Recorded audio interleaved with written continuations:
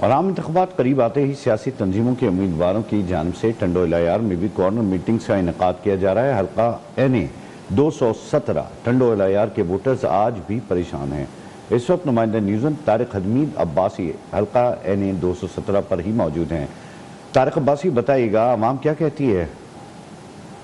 جی ناظرین، اس وقت میں موجود ہوں ٹنڈو العیار کے این 217 کے پر۔ آپ کو بتاؤں کہ مسلسل 5 سال سے جو ہے کہ پاکستان پیپلز پارٹی کے نمائندے یہاں پر حلقے میں جیتتے آ رہے ہیں۔ اس وقت جو ٹنڈو العیار ضلع ہے جو پاکستان پیپلز پارٹی کا قلعہ سمجھا جاتا ہے۔ اس وقت میں آپ کو بتاؤں 15 سال میں یہاں پہ ایسے کوئی بھی ترقیاتی کام نہیں ہے۔ جو ترقیاتی کام ہوئے تو وہ بھی ہمیں ٹوٹ پھوٹ کا شکار نظر آتے ہیں۔ اس وقت میں حلقے کی عوام کے ساتھ موجود ہوں، ان سے جان لیتے ہیں ان کے پاس کون کون سے جائز یہاں پہ مسائل ہیں جس کی وجہ سے وہ پریشان دکھائی دے رہے ہیں۔ جی آپ بتائیں گے کون کون سے آپ کے مسئلے ہیں؟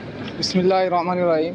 یہاں ہمارے حلقے میں جو ہے وہ کوئی بھی ترقیاتی کام نہیں ہوا، اور اس کے علاوہ ہمارے یہاں حلقے میں روڈ وغیرہ، اب گلیاں دیکھ سکتے ہیں، گلیاں بھی صحیح طریقے سے نہیں بنی ہوئی، اور لوڈ شیڈنگ بھی بہت زیادہ ہے۔ اور اس کے علاوہ تقریباً 15 سالوں سے کوئی ایسا ترقیاتی کام نہیں ہوا، اور ابھی بھی ہمیں اتنی خاص کوئی امید نہیں ہے۔